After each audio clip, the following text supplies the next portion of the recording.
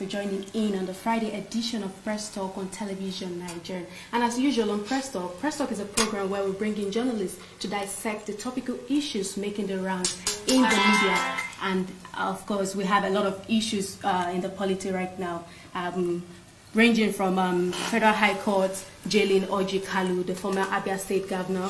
That's the Federal High Court sitting in Lagos just yesterday has jailed the former Abia State Governor 12 years for 7.1 billion naira fraud, guilty of the 39-count charge brought against him by the Economic and Financial Crimes Commission. And moving on to a very recent issue, which is that it just came in, is that of Omoyele Sowore and Olawole Bakare, although it's an unconfirmed report of his rearrest by the Department of State Services at the Federal High Court during an appearance for a fundamental rights enforcement hearing in the ongoing trial.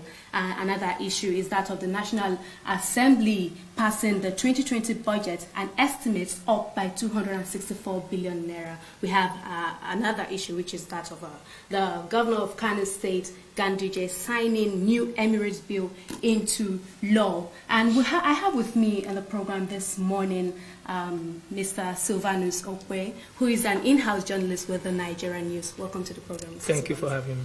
And by my far right is Mr. Daniel Atai, who's also a journalist with Television Nigerian. Thank you for joining me on the program.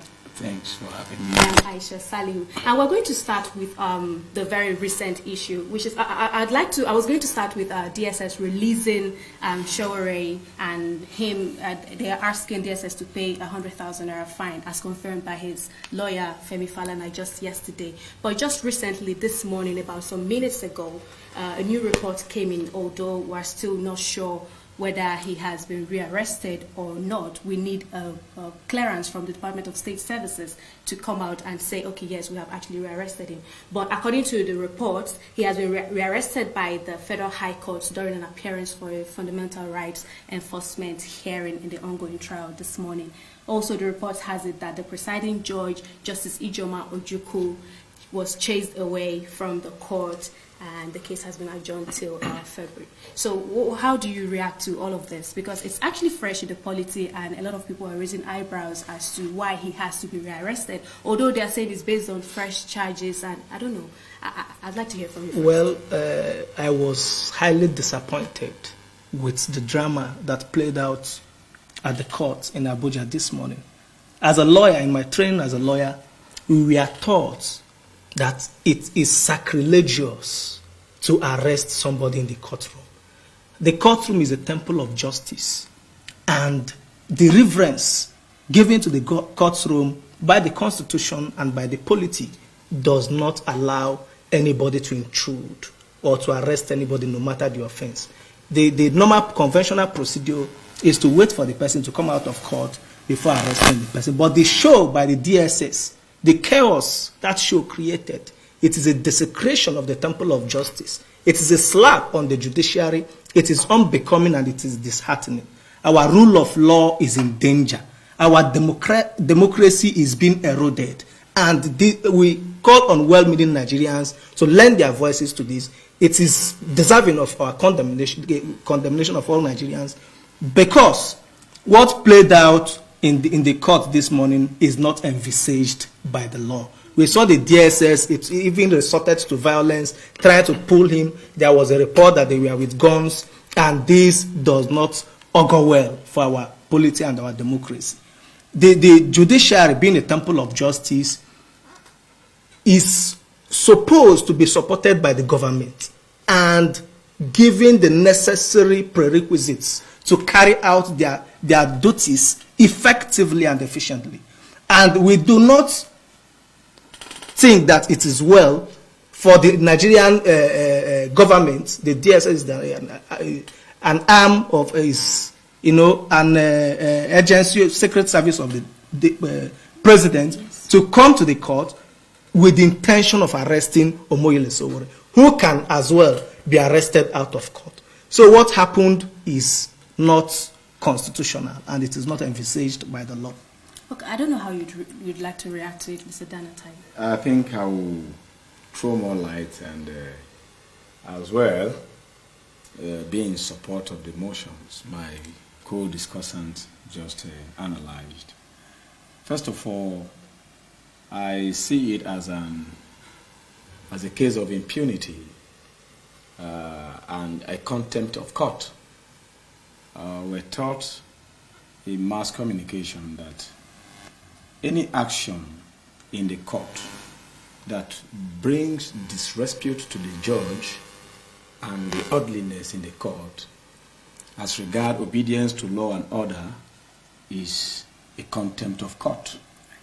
The action of the DSS is this morning, if it is factually true from the clips we have watched, the footages we watched this morning, just some moments ago, it is not only sacrilegious, it is undemocratic and is against human rights, and I believe the international community will have to look into what kind of democracy we are practicing now in Nigeria. To be fair, I'm a comrade of repute, and I always go in solidarity with what is the rule of law and respect for human rights.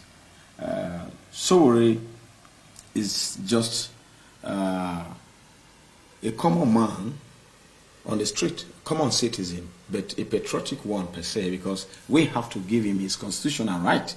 The FG is the one that appointed the CGN, for instance, the Chief Justice of the Nation. The FG is also the one that appointed the Attorney General. I mean, okay, the office is one. The FG is... So if the FG controls the judiciary, which is supposed to be an independent arm of the government, and the judiciary wants to do their work, I believe that the federal government is supposed to separate its power from that, or interfering with that of the judiciary. And if the DSS, upon any information capable of, disuniting the country or destroying or creating anarchy in the country, they could do it in a subtle way within the armpit of the law and within the process of litigation, instead of showing that kind of character is a parade of charlatanism and I don't know how to place it in English language. Let me come in very quickly. Sorry to cut you short. Although the reports said it is on the accounts of fresh charges. Let me come in. I'm not a lawyer, but at least we have been taught some ethical laws in mass communication too. And now let me ask you one thing. Was it not yesterday Sowore was bailed? So were there not charges against him before the DSS and in the court of law? So if you have fresh charges, why not add them up? I don't think it's against the law. You understand? So if the court have granted him bail and given to a shorty, the next thing to do is to follow due process and wait if he will fail to appear in court as requested by the law. And going to the court again, he appeared. And then he went there to bundle him, even a judge, a sitting judge. The fact that our judiciary might look derailed because they put themselves in this category where everybody mock at them now, I still believe that judges should be respected and the gods in the affairs of men.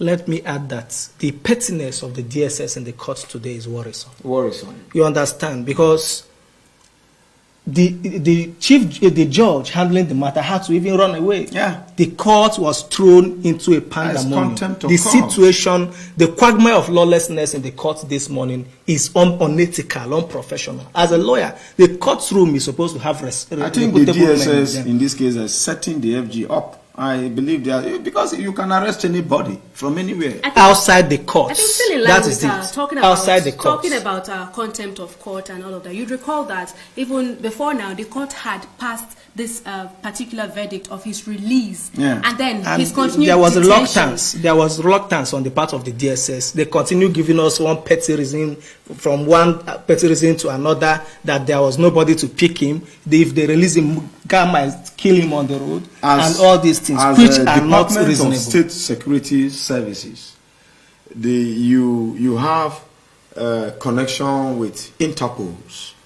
even if they want to claim that Sowore might escape and fly away to the UK or the Europe or America, just the way Nnamdi Kanu did, you have connection. You are a member nation of the You world. can even wait outside the courtroom. You cannot fly from the court. No. Even if, let's assume he leaves the country, he disappeared. What power do you have as the Department of State Security Services? You have connection with Interpol. You have connections with international, policing. Operations everywhere in the world. Right. So long as you are a member of the United Nations organization. So what is this fear? If the DSS wants to get Nnamdi Kanu today with the pact we signed under the Charter of the United Nations, I believe they can get him. See what so we are that saying. laxity should not be blamed on anybody, and they should not come and be behaving like this in the What court. we are saying is that the court is supposed to be the last hope of the common man if it is run effectively and efficiently. Yeah. If justice is being delivered. But in this case where a sitting judge is chased out of the court, That is what I'm and saying. the courtroom thrown into a pandemonium, Yeah. how can justice be delivered? Okay, so and where is the hope of the gentlemen, common if man? I get you correctly, what you people are saying now is it is very wrong, no matter what the fresh charges may have been, There for was them no to reason. just go ahead to the court and whisk him away according to the reports. Yeah. So they should have at It's least waited. unprofessional. They acted extra-constitutional, outside the ambits of the law, and that is it. Because you don't arrest inside the court. You don't arrest inside the court. The DSS is a professional body, and we expect a modicum of decorum from them. They don't behave like charlatans and thugs. Okay, so be that as it may, don't you think it's only going to be fair if we allow the Department of State Services to come out with a statement, to issue a statement regarding this reports of the rearrest of... No, ordinarily, Sowore? if this footage is correct, they ought to have explained to the citizens, this is why we are coming to rearrest Sowore. You don't put the cart before the horse before the cart. You understand? So if you have any press statement or explanation to do, this is democracy, for crying out loud. Except if we don't want to practice democracy, then we can allow the military. Even the reluctance of the DSS in releasing him after two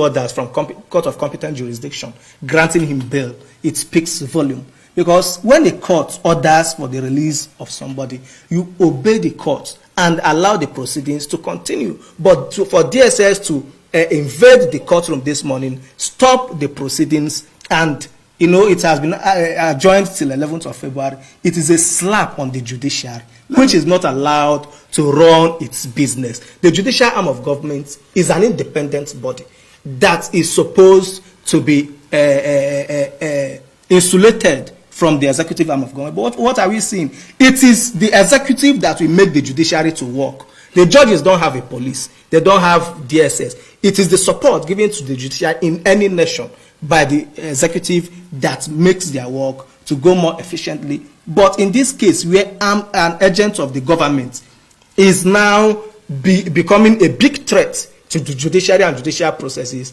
it becomes an issue. Our judiciary is eroding, and the whole world is mocking Nigeria today. They have brought our rule of law to ridicule. Let me add one thing.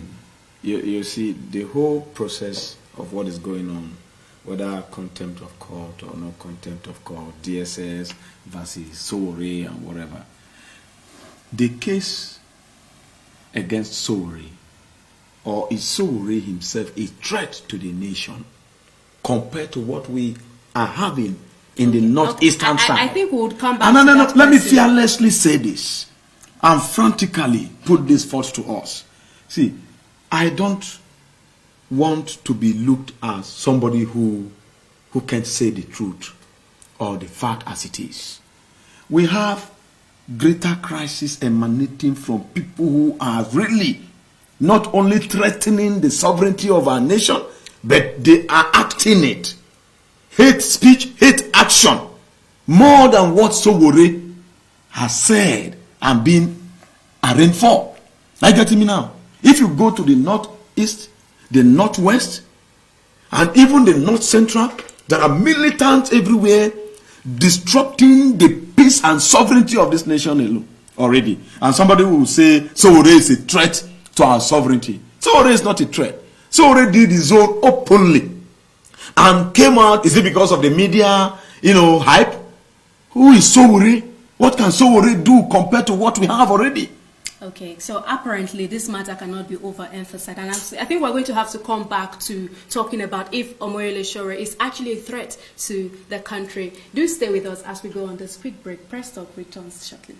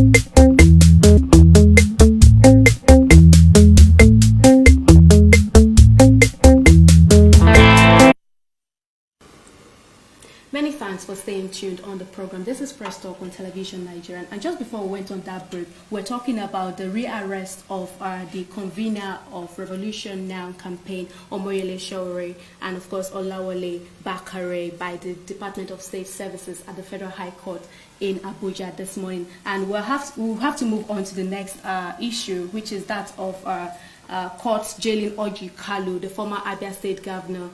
Just the Federal High Court that sat in Lagos just yesterday, former Abia State governor has been jailed for 12 years for 7.1 billion naira fraud, saying he is guilty of the 39-count charge brought against him by the Economic and Financial Crimes Commission. And I still have Sylvanus Okwe and Daniel Atai here in the studio. So how would you react to former Abia State governor being jailed for 12 years? Well, without prejudice to his constitutional right to fair hearing up to the Supreme Court level, I would say that our courts have distinguished themselves as an umpire of justice. Because what they have just done is alien to our democracy as a nation. We have a country where big men, the people who call the shot in this nation, always manipulate the wheel of justice. But then the bold decision yesterday have reinstated the fearlessness of the judiciary in discharging their duties without fears nor favor. But then I still think there are some fundamental errors in the judgment delivered by the courts yesterday. So what are these fundamental errors? The courts ordering Orji Uzor Kalu to forfeit his business ventures to the federal government. Yes, Lock Nigeria forfeited to if you are trying somebody for stealing from a state government and you at the same time order him to forfeit properties to another person, it's just like somebody stealing from A and paying B. Is not restitution as the law envisages. So what ought to have been done by the court for justice to be complete and to be seen to have been manifestly done is to order the forfeiture of these businesses to the state government, because the people of Abia State suffered for this, and giving it to the federal government circulates it to the whole nation. Because while he was governor, these states had their own governors, and this is the money that comes from the federal government. Their governors have utilized their own shares of the money. Abia State people were robbed, so let them have the right to enjoy these proceeds of crime. Okay, I'm going to have to come from the angle of so him being charged to prison for 12 years, to jail for 12 years, does not only, are you saying him having to forfeit his property and also being charged to jail, is it not too much? Or? It's not. If you have committed a crime, you have to be punished for it. Okay. Had it been he went for plea bargain, I think the EFCC Act, Section 4, so still had a place for plea bargain. Somebody who is being tried, arraigned, can say, okay, I committed it. This is the money. But once you did not go for it, you can go to jail and still pay restitution. Okay. You understand? So that is the case in that court. But then, don't forget that he still have the right to appeal. I read this morning that he has approached the court for a stay of execution of the judgment. And the stay of execution of the judgment gives him that freedom to be free or pending the determination of the appeal. And you know the Nigerian judicial system, this might linger on for years, from Court of Appeal to the Supreme Court, which means he will still remain a senator and still be the senator. Okay, so let me go. Let me move directly to Mr. Dan now. Okay, so according to what Silvanus just said, now, do you think he's going to go scot-free eventually, since he's actually approaching the court already? It's not about going scot-free. He is exercising his fundamental human right, and I think he has that constitutional right to do so. And that is, again, where you have to question the integrity of our constitution and the fight against corruption.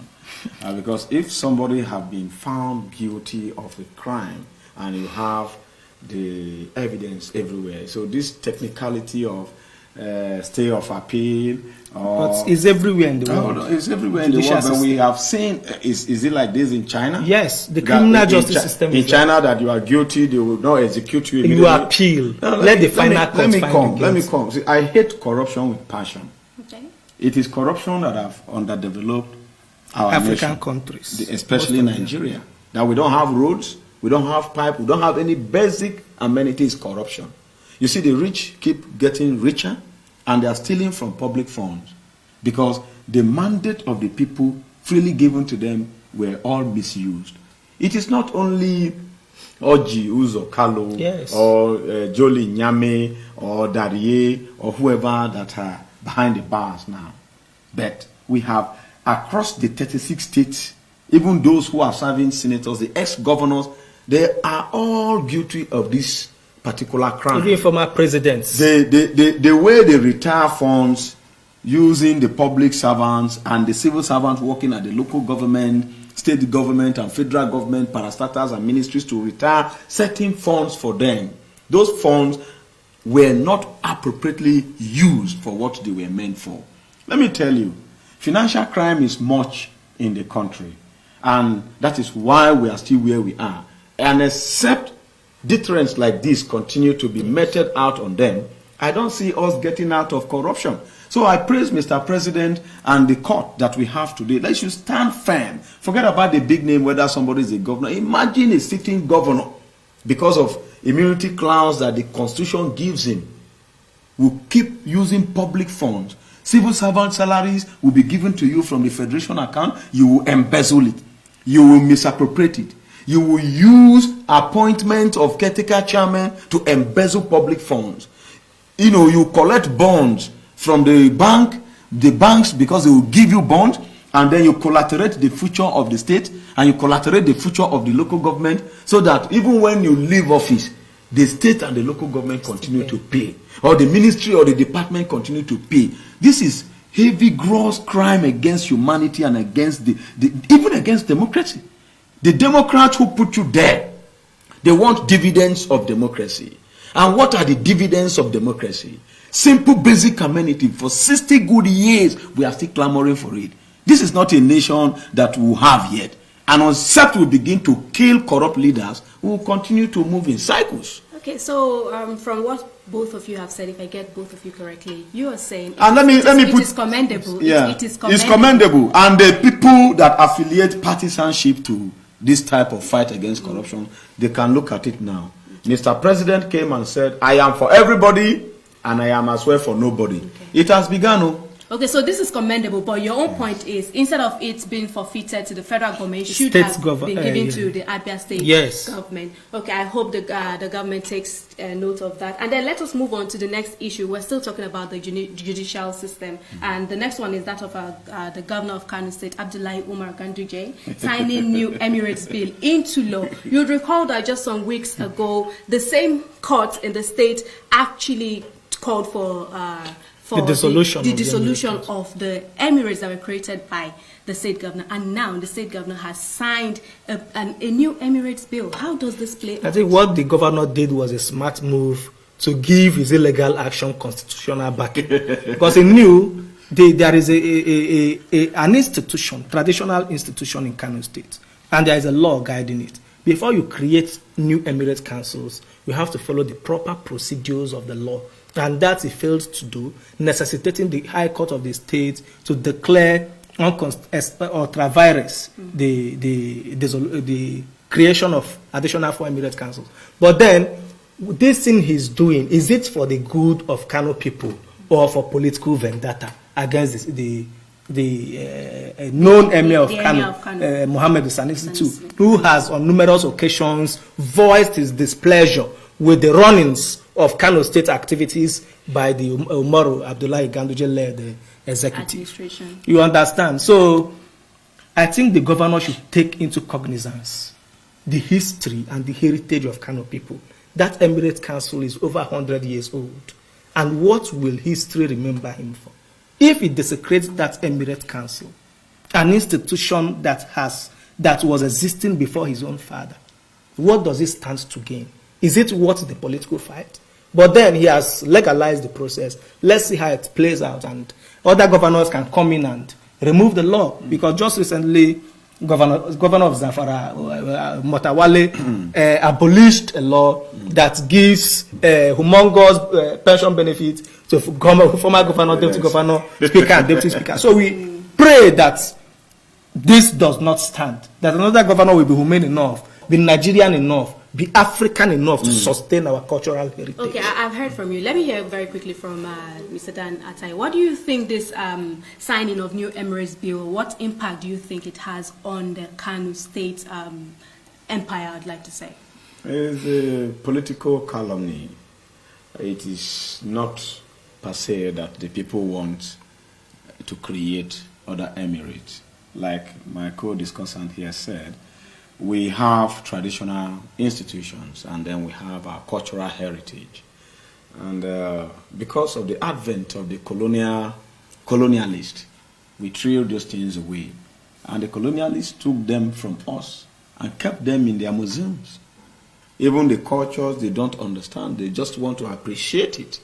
But we that have this culture and tradition, because we want to do evil. We want to do evil. We want to play politics to divide, the traditional stool, so that if the custodians of traditionalists, they don't follow evil politicians. Originally, if you have the oracle, if you are the oracle of the tradition, you are not supposed to take side with any evil, whether the person is inducing you or not. So, and I believe the top stand of Emir Sanusi Lamido is one thing that Ganduje wouldn't want to take, and he wants to break his power, so that the monopoly to whittle his influence he has over the people of the caliphate, the emirate, will be reduced. So that is a political division. That's why I say it's a political calumny. Okay, I'm afraid I'll have to cut you in there. And just lastly, we'll have to just really talk very little on the passage of the 2020 budget, and estimates up by 264 billion naira. What do you think about the passage of the budget? Well, while commending the Senate for the quick passage of the budget, I will also say that politics has, robbed us of our sense of sanity. Because under the Saraki-led 80th Senate, we lampooned Abubakar Bukola Saraki and other members of the 80th Senate for padding the Nigerian budget when they added some amount of money to it. But now, like you just read out, it was up by 264 billion, and nobody is saying anything. President Muhammad Buhari is not rejecting. The presidency actually knows about it. You see, so that means what they play with the lives of Nigerians, because budget is the life wire of an administration, is politics. If you are in the APC, you can do anything, and it's not padding, it's not questionable. The president doesn't withhold assent. But from PDP, it is called padding, and the president withholds assent. Well, that is not true, because from what I gathered, it was the House of Representatives that brought some addition, not even the Senate, and the Senate had to pass it. The fact is this. Our national budget is placed at 10.3 from what they gathered before, and increased now to 10.6 trillion naira. And if you look at the categories of the budget, the concurrent, recurrent, and appropriations. And the recurrent, for instance, is for salary payment across boards, across the 36 states, and across ministries, departments, and agencies. It's not for a whole period of one fiscal year. And in this one fiscal year, you also have the concurrent budget that, being appropriated for project works and so many things like that. You discover that even what was allocated to education and health, is not compared to what we had last year, 2018 and 2017, it dropped. Now, even the road infrastructure, the one allocated to the Ministry of Works and Housing, you could see we've been dealing with those things here. So there is need. Even I believe it is because of that Fashola came out and said he need extra 240-something billion naira to. So this is why it was added, not because they want to pad it or is a concern of PDP or APC. Okay. I believe you've cleared the air on that estimate being increased up to about 64 billion naira, I beg your pardon. Yeah. And I think, like you said, it is commendable that the 9th Assembly has actually done what they promised, passing the budgets this year. We commend them. So that it starts by January to December. Yeah, they should implement it. To be implemented. Yes. Well, thank you so much, gentlemen, for coming on the program. Thank you so much this morning. You've actually weighed in on a lot of issues making the rounds and the politics this morning. And this has been Press Talk on Television Nigeria. Thank you so much for watching. I'm Aisha Salihu.